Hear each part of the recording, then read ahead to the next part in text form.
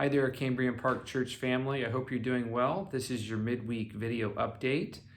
Just a couple of things going on in the life of our church this week, and then I want to share a brief devotional thought with you at the conclusion of this video. This Sunday, we will be continuing in our sermon series, our new sermon series entitled Transform, and we'll be looking at the life of Moses. And it's really a series where we're looking at ways in which different characters in the Bible experience change and transformation, how God either allowed or actually initiated that change with them, and the great and wonderful lessons that he taught, and how he taught those individuals and how he developed them and transformed them through the change.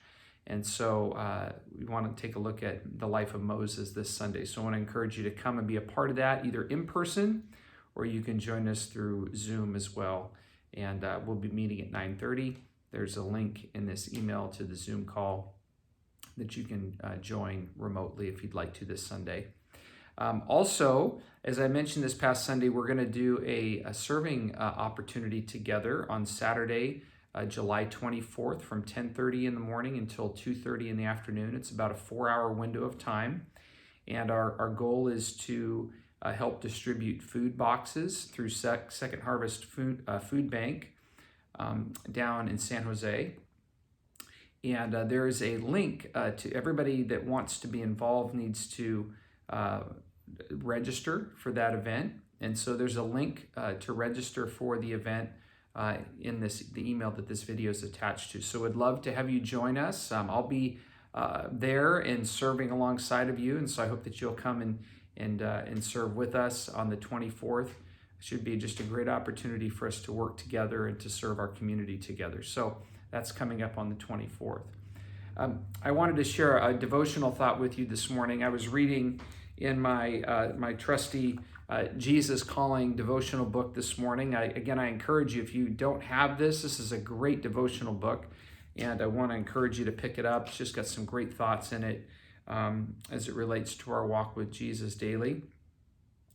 And for July 6th, I won't read the whole devotional thought, but there's a line in here that stood out to me that I wanted to share with you, and then it led me to a passage in 1 Corinthians chapter 2. But the lines that stood out to me near the end of this was basically is God's call to us, asking us to listen to him above the clamor of voices trying to distract. He says, basically, listen to me above the clamor of voices trying to distract you. And then it says, ask my spirit to control your mind, for he and I work in perfect harmony. Be still and attentive in my presence. And I was meditating and reflecting on that concept, the command here to ask my spirit. So God basically saying to me and saying to us, ask the Holy Spirit to control your mind. And that really stood out to me.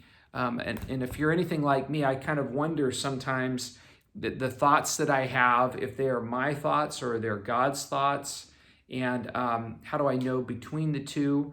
And I was encouraged here that how important it is for us to daily ask God to have his spirit control our minds, to control our thoughts, to give us his thoughts, not just about the big things in life, but about the mundane things, the regular things of our day, that we would have his mind, that we would see with his eyes.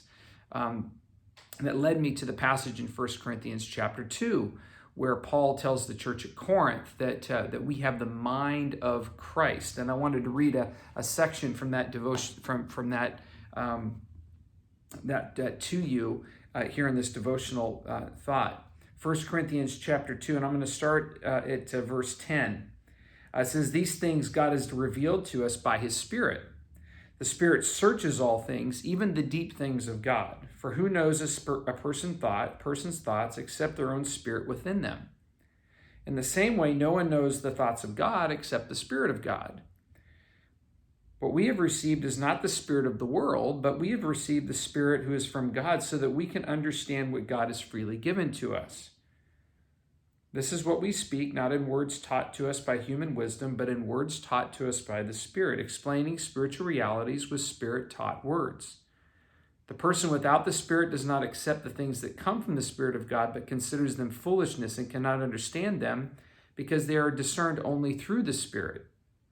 The person with the Spirit makes judgments about all things, but such a person is not subject to merely human judgments.